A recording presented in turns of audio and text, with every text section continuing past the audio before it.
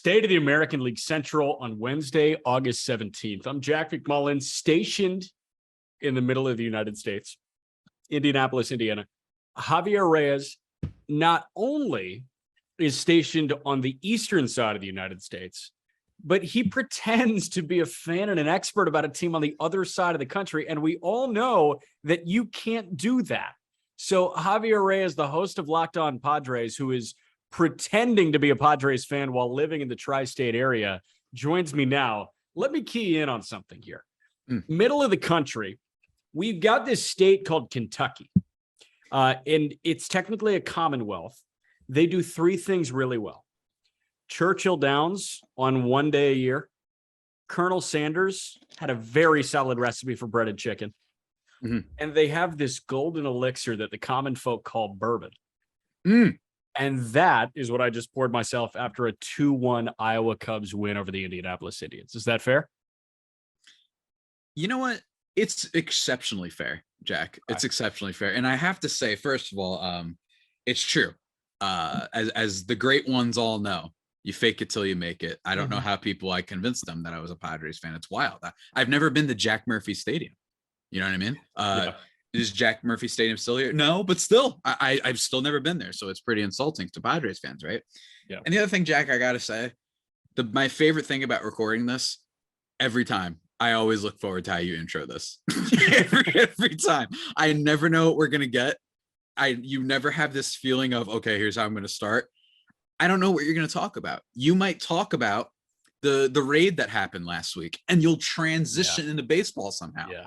It's one of my favorite parts about this, even though we cover a division that sometimes isn't the most fun, I think is the nice and kind way to say it. Yeah. But even still, I love it, man. Well, you know what? The Royals are getting fun, and we could talk about the raid that happened in South Florida here, but the Astros certainly did not raid Dylan Cease. And I'm ready to call Dylan Cease a fraud, much like many may call the guy who was raided in South Florida. Dylan Cease is an ERA merchant. Fair? He's a merchant of just simply not giving up runs. Earned runs. We're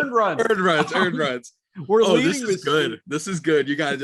So I know that this past week, or not past week, someone posted a stat that Dylan Cease had one game where it was like 10 runs and none of them were were attributed to him because there was like 3 White Sox errors, which is just, yeah. I mean, you're right. He's an ERA merchant. As simple as that.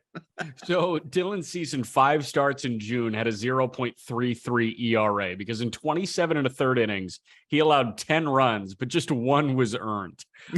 ERA merchant, Dylan Cease. No, I mean, listen, man, like on a serious note, we lead with the best player in the division often. And if you just listen to the AL East, you heard just how freaking good Aaron Judge has been this year. The NL East is talking about guys like Frankie Lindor, and they're talking about what's going on in Atlanta right now. By the way, Michael Harris, possible extension, dear Lord. But the best player in the American League Central right now, yeah, you could argue is Jose Ramirez, but Dylan Cease could very realistically win the Cy Young. And I think as soon as this probable pitching matchup was announced on Tuesday night, Cease and Verlander in Chicago, everybody's eyes went to Cease and Verlander in Chicago because we knew that whoever got the better of that matchup is probably in the driver's seat to win the American League Cy Young. Obviously, I knew what Cease could do because I saw flashes in the pan through his first couple error-ridden seasons with the White Sox. I think you saw it coming too. You in March, I think, made it public that you thought Dylan Cease was going to win the AL Cy Young, and he has put together that kind of year. And full disclosure, I can't give myself 1,000% credit because I was also a coward and I didn't have a pick for the NL Cy Young. I don't know why. I just didn't pick one. I genuinely was just like, I abstain. Yeah. I don't know why. The only thing I knew was I liked Alex Cobb. That didn't obviously turn out, but it's all good. With Cease, I think what happened is also, I remember you were talking with Peter and Arm last year about how you would definitely 1,000,000 times out of 1,000,000 rather have Dylan Cease ahead of Lucas Giolito going forward. Yeah. And at the time, you're like, everyone's freaking out. It's like Giolito's the no-hitter guy who was great in 2020. He was on Foolish Baseball. Like, he's the guy more so, right? And Dylan Cease, though, it feels like it's like that there's these teams that have these two primary starting pitchers, and then there's that second one who's younger. I'm thinking, say, like an Eric Lauer being better than Brandon Woodruff, right? And then a Dylan Cease being better than Lucas Giolito. It feels like it sneaks up on people with pitchers like Dylan Cease. And I know that he walks batters. I know that can be annoying. I know he has those games that drive you a little bit insane, but it just kind of, the White Sox are very good at having these guys that haven't been great for a while, and then all of a sudden they become superstar aces. And with Cease, it just felt like we'd seen what we were going to see out of Giolito. We didn't see the peak of Dylan Cease. So I said, screw it. No one's talking about him. I'm not Peter Apple picking, my opinion. Hey, Jack, you know who's going to win the Cy Young this year? Who did he say? Let me tell you. It's going to be Garrett Cole. Okay. That's who it's going to be. It's going to be Garrett Cole. He's great. He strikes out batters. It's just what he does. And I know what people will say, the contract, and I know they'll bring up the wild card game in which he just got absolutely shelled. But Jack, I mean, this is still one of the best pitchers in baseball. I got to go with Garrett Cole. Who did I say? Did I say Bieber? I think I might have said Bieber. Might have said Bieber, yeah. But like Bieber's such a you guy to pick, Cease. Oh yeah, I love Shane Bieber. But you know, here's the thing about what Cease has done, and I think the Lauer and Woodruff conversation is a good one there. You know, I also think the Ian Anderson versus Spencer Strider conversation was also there too, because these guys see immense success right away. Like Woodruff, you look at the last couple of years and it's like, oh, he's good. And then when he has a couple bad outings to start the year, it's like, it's not, oh, he's bad. It's he's a good pitcher that is down tick right now, but he will bounce back. And then it becomes a trend while Lauer continues to trend up, and a pleasant surprise turns into a legitimately better pitcher than Brandon Woodruff. That's what happened with Cease and Giolito, I think. Giolito had that great 2020 season. He threw that no-hitter in 2020. And I think he had a good 2019 season too, after being one of the worst pitchers in baseball in 2018. I think a lot of people said, okay, here it is. Like, this was the former top pitching prospect in baseball. Lucas Giolito is really good now. So then when he regressed back to what he was doing to a certain extent, like he found the middle ground, which is where his career will sit, people were like, oh, this is a great pitcher that is just down ticking right now. And Cease it's a pleasant surprise when he doesn't have those 5 walk outings. And then all of a sudden something clicked for Dylan at some point this year after his first couple of starts. And it's like, oh, he knows how to hit the reset button. And I remember vividly talking to Michael Fisher at Codify. Great conversation. I want to have Michael on again very soon. So I plan on hitting him up via email, actually. That reminded me just saying it just now. So I will. But like, I asked Michael Fisher, out of context, how good can Dylan Cease be? Because usually you try and create this frilly transition from one guy to another. Like, hey, these guys both do one thing well. I couldn't really find one, and I wanted to talk about Cease with him because I knew that he was a client at Codify. And I said, how good can Dylan Cease be? And, you know, it was, I don't want to say like a tight interview, but it was a very like serious, you know, not really joking around interview. And then he started laughing because he was like, dude, he is comically good. And I think that a lot of people saw how comically nasty the stuff was. And now we're actually seeing it play. 4 starts since the All-Star break, 24 innings, 24 strikeouts, 7 walks, 3 earned runs. I mean, it's hard to get better than what we've seen from Dylan Cease. And did he lose the battle against Verlander tonight? Yeah, probably. Top of the 7th right now. Cease 5 innings, 3 runs, 3 walks, 4 punch outs. And of course, Verlander has just been stupidly, ridiculously awesome. What is he at? 6 innings, a 1-run ball, 3 strikeouts. But like the ERA is at 1.84, Cease is at 2.09. Verlander will probably win the Cy Young. But the American League and the AL Cy Young Award, I think, runs through Dylan Cease next year.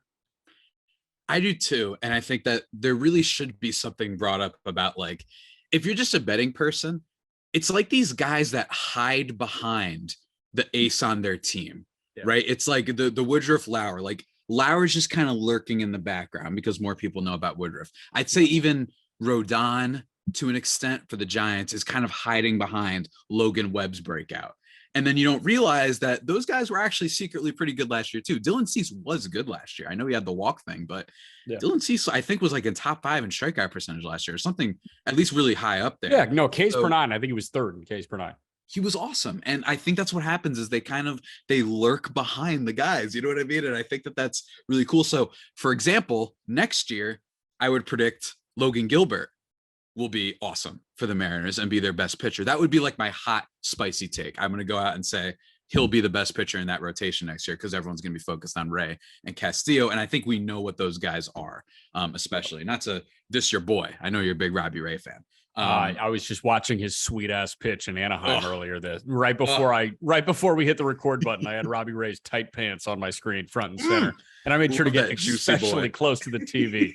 He's got a Tonka truck. Oh man, love that juicy boy. But yeah, man, I mean, it's Dylan Cease and the Tim Anderson home run the day after the Donaldson fiasco is probably the two highlights of the Chicago White Sox season, which is kind of sad in a lot of ways, but better than nothing. Okay, now let me tell you this. Entering play on Tuesday, the White Sox over the last 30 games were tied for the best record in the American League at 19-11 over their last 30. The White Sox and the Baltimore Orioles had won 19 of their last 30 games. Meanwhile, the Yankees have lost, I think I saw this right from my guy Codify, 5 straight series for the first time since 2005. Oh, barf. But hey, man, the White Sox are playing a lot better baseball right now. Certainly they have their flaws, but they are tied with Minnesota. Mm-hmm. Them and the Twins are both 2 games back of Cleveland. Mm-hmm. What Cleveland is able to run out, and they just ran Xavier Curry out for his major league debut on Monday. I love Xavier Curry. Aram loves Curry. I know a lot of other people that love Curry. 4 pitches for strikes. Everything is tight. He's a really good athlete. If Curry can stick, or if Peyton Battenfield can stick, and it can be Bieber and McKenzie fronting it with a better than expected Zach Plesac and one of those guys as the 4, I think Cleveland can hang around. If this does turn into a 1-bid division, I think the White Sox and the Guardians are my 2 favorites right now. I think Minnesota has lost some juice. It's funny because we almost felt like it had been a wrap because they had such a good deadline, but like Jorge Lopez seems to be this year's Kendall Graveman, where everyone was pissed. Everyone was pissed that he got traded. I said, DePoto, what are you doing? And they're riding. And then Graveman has like a bad second half. And then Jorge Lopez kind of falling apart every now and then, Jack. These guys know what they're doing. I know we like to the crap on when teams give up their players, but every now and then they might know what's going on. So if Jorge Lopez is this year's Kendall Graveman, can we say that Josh Hader is this year's Craig Kimbrell? That was rude. There we go. That was Wrong rude. Division. Sorry. That was rude. Hey, real quick, like Detroit, shout out Kerry Carpenter, first big league homer on Monday, doubles back with another big league homer on Tuesday. I do want to talk about the Royals for a moment. And I know that we hit on them very briefly last week, but like the Royals are fun. And I listened to Dennis Eckersley's parade on the Pittsburgh Pirates on Nesson, and he mentioned the Kansas City Royals. I'm going to bring this up because it was hilarious. And I think Dennis Eckersley is an asshole for it because a lot of those Pittsburgh Pirates are Indianapolis Indians of this year. He did it while Bly Madris was hitting. Great dude. Like, pretty solid baseball player. Struggling right now, but when he first got up, he was fine. Like, Bly Madris can be a Major League Baseball player, but Eckersley decided to call it a hodgepodge of nothingness, which is my second favorite term, only behind I want to say it was Jeff Van Gundy calling the Detroit Pistons stuck in the quagmire of mediocrity, which is so funny. That is really good. Funny. Yeah. So quagmire of mediocrity and hodgepodge of nothingness are my 2 favorite terms now. But like what he mentioned was the Red Sox were in Kansas City before this, and the the Royals and Pirates rosters could not look more different because they are young, low payroll, but the Royals roster is really exciting. And they're running out lineups with Melendez, Witt, Prado, Pasquantino, Isbell, Massey, That's 6 guys that I just mentioned that are filling spots as rookies. And they're fun rookies, and they obviously really like each other, and they're injecting life into the staff, and they're injecting life into Brady Singer, who looks great. The Royals have something positive going on. They've won 6 of the last 10. They're not finishing last in this division. No. And heading into the season, they weren't making any big additions. I mean, the big addition is Bobby Witt Jr. getting called up, but in terms of signing and whatnot, it's you love a good bad, right? You love a good bad. I adore many good bad movies. Face Off is probably the all-timer, right? Example, Armageddon is up there. Yeah. I watch it every time it's on cable. And hey, football, for example, we bring up the fun, entertainingly bad teams. The Minnesota Vikings last year. Kansas City Royals are that team. And Brady Singer, finally, I mean, you can go and gush about Brady Singer. Finally, they seem to have a guy in that pitching staff that they can be excited about. He's had some double-digit strikeout games. I know that the White Sox, I'm looking right now, they hit him for 11 hits. But even still, it's just really refreshing because I cannot remember the last time that the Royals had a good starting pitcher that you felt good about, maybe since Johnny Cueto in the World Series run, or maybe even James Shields. Like, I can't really remember anyone. Giordano Ventura. Yeah. Oh, yes. Our rest in power. I forgot Rest about up, that. King. Yeah. Giordano Ventura. I mean, he just went 6 innings of one-hit ball against the Dodgers in New York on July 28th, right after the All-Star break. He goes 7 innings of one-hit ball and strikes out 10 Yankees at Yankee Stadium. Singer is showing up for the big dogs, and he had back-to-back starts against the White Sox. You mentioned first time 11 hits, 4 runs in 6 innings in Chicago, but then the White Sox go to Kansas City, and he goes 7 1/3 of 1-run ball. He throws into the 8th, and he's only allowed 1 run. Singer has flipped the script on his career, not just his season, on his career, because we were talking about this guy as a possible bullpen move, or he will never be the guy that we expected him to be. And here he is turning into a guy that has earned himself another year audition in the starting rotation, and he'll have a year as the 1 next year. It's not an ace, he's a 1 for the worst pitching staff in baseball, and that's totally okay. Can we admit that Apocalypse Now is a bad movie? I still haven't seen it, so I can't yet. Bad. I can't yet. It's horrible. You got to be careful, though, when you say takes like this. And the reason I say that is because I remember both you and Clay Snowden, also great guy of Just Baseball. You guys brought up this take, but almost didn't at least acknowledge that that's not the conventional wisdom. Most people, like people come out there and say these takes about movies sometimes, and then they're like, yeah, I think it's a really bad movie. And they don't understand the gravity of the statement. If you really don't like it, that's fine. It's not an opinion on that. But you got to understand, man, like Apocalypse Now is a extremely highly regarded movie from one of the directing goats, dare I say. So I'm just saying you got to be a little bit careful, just like we've been praising the Royals and whatnot. In fairness, they have all the ingredients, at least some exciting ingredients right now. You know, they're young Charlie Sheen, I guess you could say, is Bobby Witt. They've got and MJ we just Melendez. Don't want them to fall off the deep end. Yeah, exactly. We don't want them to fall off the deep end. And also, this is still the Royals. We have to see what they do with the pieces and whether or not they're actually going to go out, make some smart trades, maybe develop some better talent, maybe sign a couple guys, whatever. We'll have to see. But again, you got to be careful, man. Francis Ford Coppola, just that guy's his top movies, man. It's pretty good, I think, is the way to put it. Okay, so 98% on Rotten Tomatoes and 94% audience score. The movie that grades similarly, Taxi Driver, which is an incredible flick, 96%, 93% fan vote. Let me just say, Fight Club, maybe my favorite movie of all time. 96% audience score, 79% on Rotten Tomatoes. Bullshit. First of all, you can't trust Rotten Tomatoes because Rotten Tomatoes is graded weirdly. Because you could just give something a 3 and that counts as fresh. Metacritic's better for that. But also, I think Fight Club, the interesting thing about that is at the time, it's a hard movie to understand. It's still kind of hard to understand, to be honest with you. But it's because there's just it's satirical in a lot of ways. I think there's some missed messages about that movie, but also it was marketed as like a tough guy brawler. You know what I mean? And I think that's I think there was just this weird lost in translation thing that happened with Fight Club. And nowadays it's considered like one of the great cult classics because the Blu-ray or the DVD when it came out, I should say, just it's absolutely banged. Good, dude. It is so good. All right. I love me some Brad Pitt. What's the thing that's going to change my life that you discovered this week? I didn't discover it this week, but I'm going to recommend it anyway. Because this will make Clay Snowden happy. Okay. He loves making fun of me for my love for anime. He loves bringing it up. He just loves it. I highly recommend to everybody. There's some that when you get into the genre, it's not just all the cliches, right? There's actually a lot of different styles of things. You can get the action and superhero stuff. You get the romance stuff if you want. You can get detective mystery stuff. Then you get something like Samurai Champloo, which is a hip hop inspired samurai show.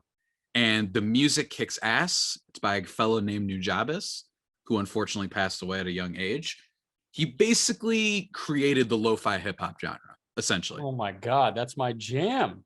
Oh yeah. It is a show about a very lot of things, similar to the director's previous work, Cowboy Bebop, one of my favorite shows ever. Yeah. It's not quite as good, but it is a show that loves that its audience can take away whatever it wants from it. You're allowed to watch it and say, wow, that was sick the way he took down 8 samurais at once. Yeah. Wow, that music kicks ass. Wow, the main character is a piece of shit and detrimentally horny, but like that's just what it means to have a character sometimes. Yeah. And then also it can be about how little we realize that the circumstances of one's birth basically determines everything. There's so much about this show that's there. And even if you're not sold yet, first of all, just watch the first episode. I feel like I've already sold a lot of people on this. Also, you can watch the English. That's another key here. The English dub is significantly better than the Japanese one, which is rare. I think in most cases, the Japanese is better. That's what happens. The main guy's voice is just listen. His name's Jason Blum. He's a goat. But the other thing, if you don't like that, you're listening to a baseball podcast. I got you. I wrote about this for Just Baseball. It's called Baseball Blues, an episode for Samurai Champloo, where the main characters discover baseball by the weird, very stereotypically arrogant and disgusting Americans that arrive in Japan to play against the main characters in a game of baseball. It is hilariously funny, very mocking of American culture, and it's just ridiculous. And what's funny is it actually is the last episode before the 3-part finale and whatnot, where it gets super serious, right? And then they give you a baseball episode to mess around. Not very long, 26 episodes in total. You can knock it out like that. Thank me later. I shall absolutely look into it. My thing real quick, comedian Don Rickles. Rickles, decades prior. I sit in the booth pregame and I'm showing my broadcast partner, Howard Kelvin. Year 46 is the voice of the Indians. I'm showing him Stephen Wright, who is one of my favorite comedians of all time. He is a tall guy, bald up top. He's got frizzy red hair on the sides, and he deadpan just delivers one-liners left and right. Stephen Wright, I think, is the king of the one-liner. And he says, you got to check out a guy named Don Rickles. It's like, okay. And he said, pull up some of his appearances on Johnny Carson. And this dude is hilarious. He is bodying people left and right. So Don Rickles, give him a look. And if you haven't seen any Stephen Wright, give Stephen Wright a look. That is that. American League Central and a whole bunch of other stuff. We'll talk about the West tomorrow. Thanks, guys.